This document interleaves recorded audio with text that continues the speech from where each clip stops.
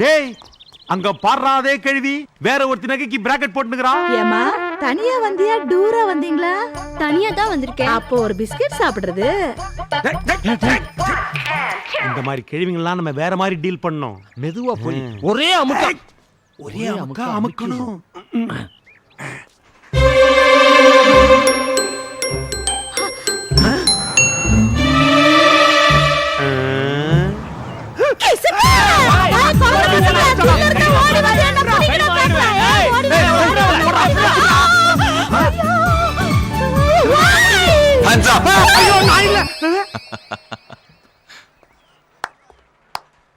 ஆஹா இந்த ஹேண்ட்ஸ் அப்னு ரெண்டு வார்த்தை எனக்கு தெரியாம போச்சுடா. தெரிஞ்சிருந்தா இது துரத்துறதுக்காக கையில இந்த பாப்கார்னை தூக்கி போட்டு முட்டி தாய மூச்சு வாங்க ஓடான்னு இருக்க மாட்டேன்ல. அதெல்லாம் விடுறா.